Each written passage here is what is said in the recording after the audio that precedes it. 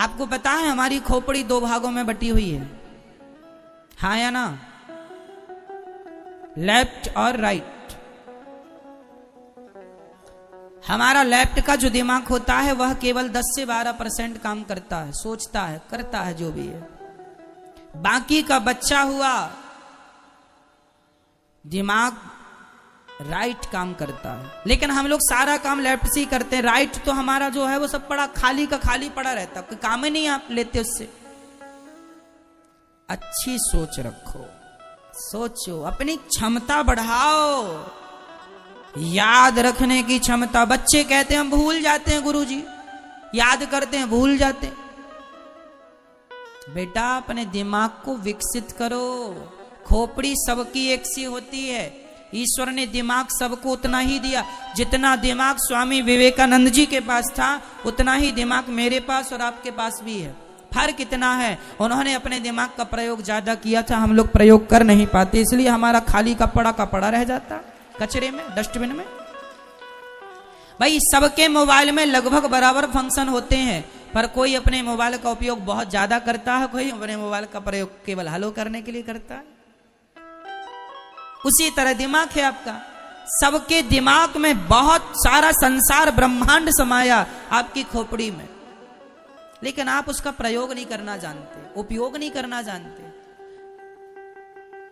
आप अपने बच्चों को बुद्धिजीवी कैसे बनाएंगे? उनको गीता पढ़ाया करो, संस्कृत। आपको पता है साइंस भी इस बात को मानता है कि संस्कृत बोलने से जिह्वा की पूरी एक्सरसाइज होती है। हमने पढ़ लिया एक राजा था, एक रानी थी, अखबार पढ़ लिया, उपन्यास पढ़ लिया, इससे हमारे दिमाग का बहुत ज्यादा एक्सरसाइज नहीं होती। दिमाग की भी एक्सरसाइज होती है, आपको पता है? हाँ जी, दिमाग की एक्सरसाइज होती है। इसलिए उल्टी बातें याद कराई जाती हैं। जहां दिमाग का एक्सरसाइज होता है ना, वहां पर नदिया के किनारे किराने की दुकान, नदिया के किनारे किराने की दुकान, पके पेड़ पर पका पपीता, पका पेड़िया पका पपीता, पके पेड़ पर पका पपीता, पका पेड़िया पका पपीता। बोलो, फास्ट बोलो, तेज बोलो। ये दिमाग की एक्सरसाइज है। दिमाग वहां ले जाना और बात करनी है। गीता के श्लोक याद कराइए बच्चों को, अपने आप दिमाग। मैं बोलता हूं गीता पढ़ाओ बच्चों को, क्यों? उससे दिमाग की एक्सरसाइज होती है, दिमाग काम ज्यादा करता है। भाई जो आदमी एक्सरसाइज करता है वो ज्यादा काम करता, मैं ज्यादा काम कर लेता हूं क्योंकि मैं एक्सरसाइज करता हूं। मुझे तो पूरी भागवत, देखो मैं आपके सामने मैं कोई पुस्तक देख रहा हूं, आप इतनी देर से मुझे देख रहे हैं, मैंने किसी पुस्तक से देख के कोई बात की आपसे? और हर सब्जेक्ट में आपसे बात करता हूं, पूरी भागवत सुनाऊंगा आपको, महाभारत की भी सुना दूंगा, पद्म पुराण की भी सुनाऊंगा, विष्णु पुराण की भी सुनाऊंगा, भागवत जी की भी सुनाऊंगा, राम कथा भी सुनाऊंगा, सब सुनाऊंगा।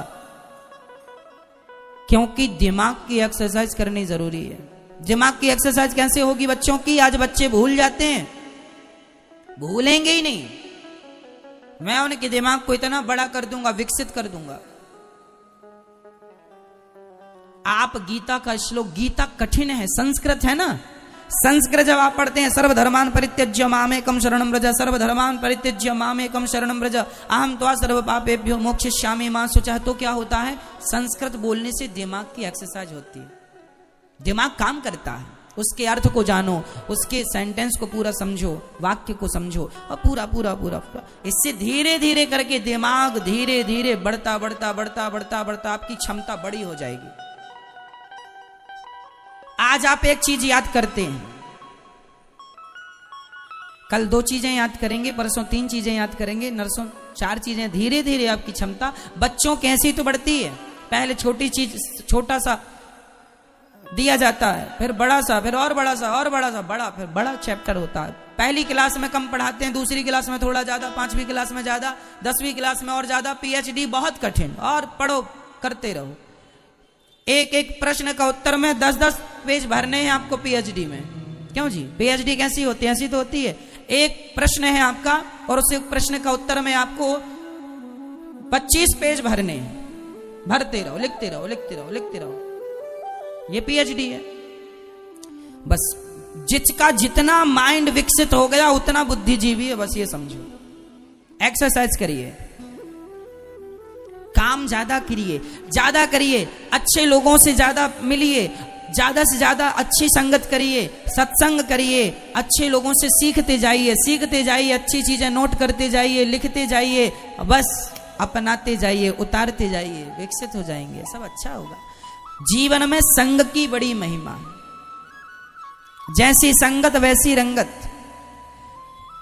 सोनार की तराजू में मक्खी भी बैठ जाए तो उस मक्खी की कीमत भी लगभग 2000 हो जाती है, 2500 रुपए हो जाती है। और सब्जी की तराजू में, सब्जी की दुकान की तराजू में मक्खी बैठ जाए तो मक्खी मक्खी ही रहेगी। भाई सोनार की तराजू में यदि मक्खी बैठ गई तो बताओ, कुछ भी ना करते 1 ग्राम की भी मक्खी हुई तो 1 ग्राम सोना कितने का? 2500 का है आज लगभग। क्यों?